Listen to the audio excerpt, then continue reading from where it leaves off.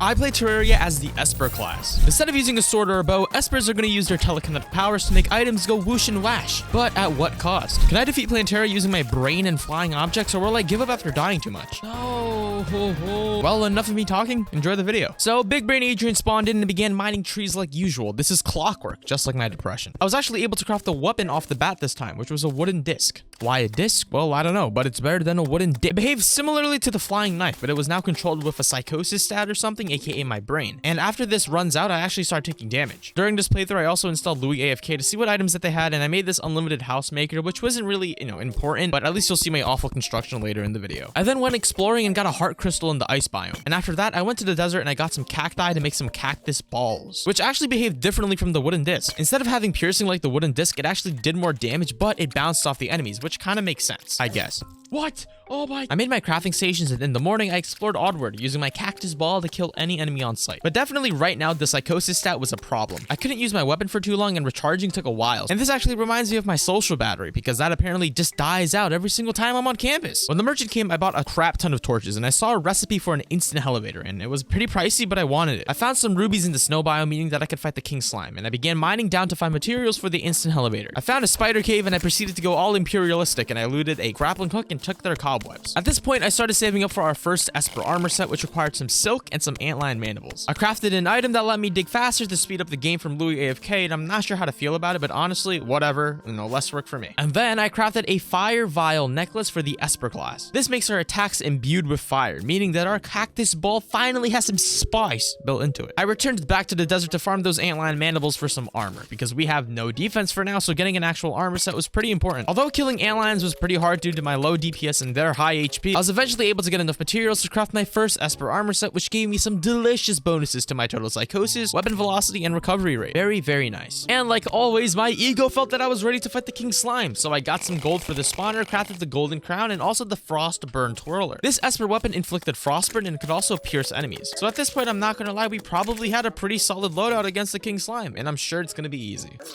No, dude. I'm so bad. And of course, 15 HP. I guess I'll just go cry in a corner. But it's okay, all right? Adrian, let's just try again. This is easy. You're just overthinking it. What?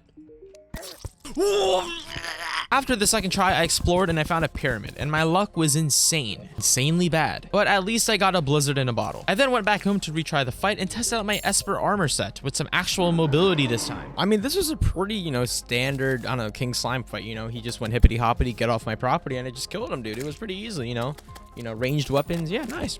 He's dead. He's dead.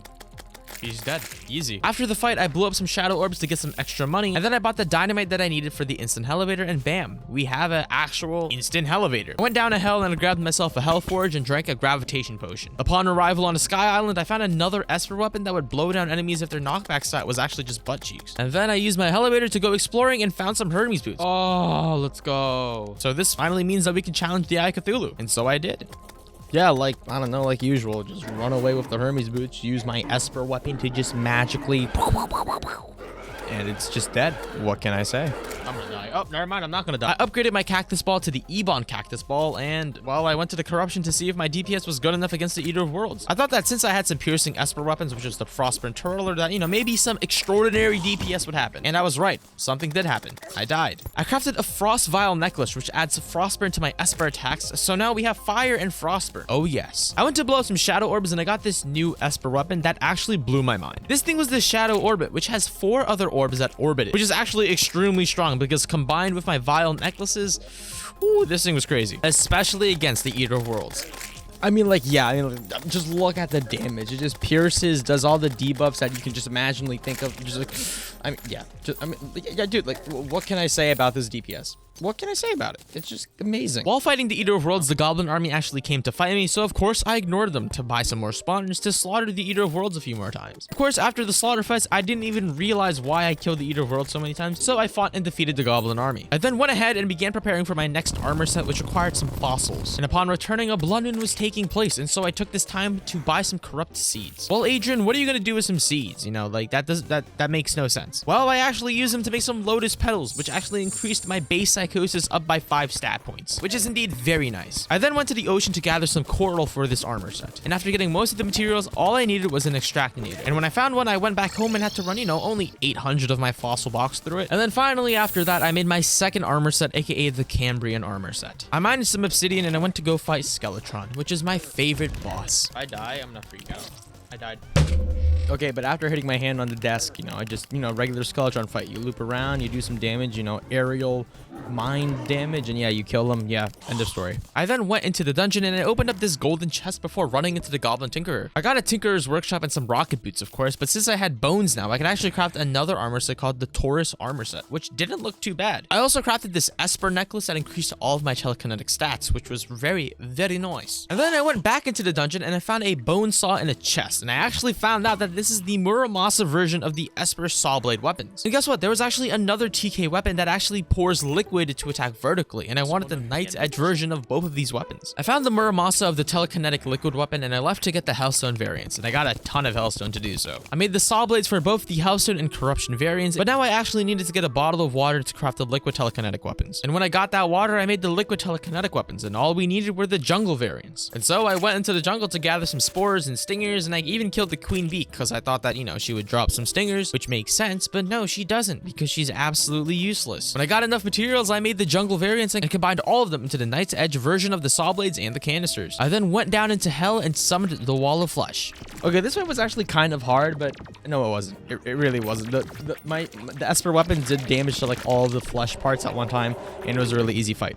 Very easy. After the fight, I got an Esper emblem and went to destroy some demon altars. As usual, I progressed through the hard mode ores and began farming some wyverns this time, actually. There was actually a wyvern armor set that required these wyvern scales, and I actually needed 6 of them. And guess what? Only 1 drops per wyvern you kill. So after killing 6 wyverns and making a harpy wing set, I made the full set of wyvern armor. I needed a stronger weapon at this point, so I went to go farm some souls of night and some cursed flames to make these cursed bouncer weapon type of thing. And after farming some more cursed flames, I converted them into some ichor and made the ichor canister.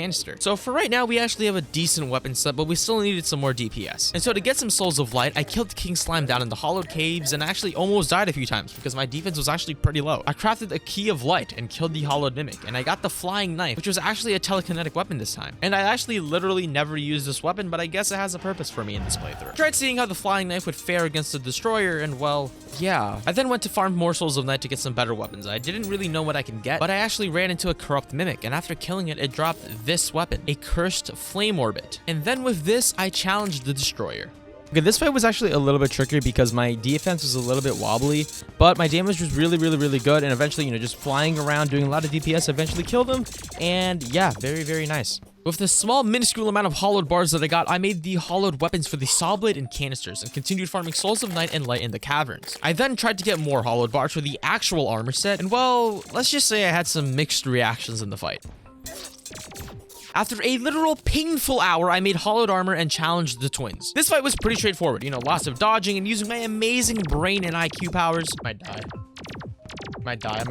Oh, that was close. That was really close. I crafted some more lotus petals to increase my psychosis stat and then challenged a Skeletron Prime, which was of course the best fight of them all because after a solid 5 minutes of just looping around and damaging it, I finally beat him.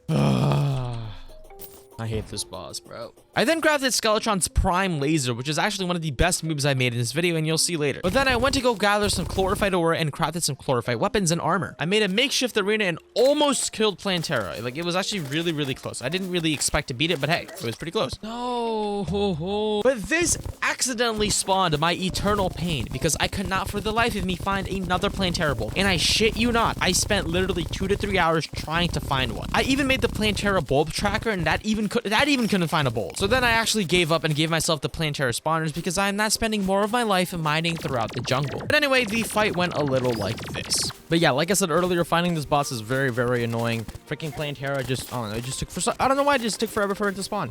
But yeah, I just, standard, measure, just looping around a big ass arena, using my mental mind powers to damage it, and eventually just, it just died because that makes sense, right? Mental mind powers. After the fight, I got a wasp jar from Plantera, which releases bees when I shake it up and down. And with it, I actually just completely wiped out Golem. After that, I got the Solar Eclipse spawner, so now we could finally get the strongest telekinetic weapons. I fought and defeated Mothron a few times and realized that I needed to do the pumpkin moon to actually craft the Terra versions of the telekinetic weapons, as I needed some Shroomite bars and some spooky wood. So after a painful time of farming ectoplasm and a painful time getting mushrooms for Shroomite bars, I started the pumpkin fight to only get the spooky wood. I killed the morning wood, and after getting all of the materials, I ran to my crafting station and I crafted the life's wheel. And this thing was actually insanely cool. It had an apparition that spawned and did more damage, so you know, at this rate, there was no way that I could die.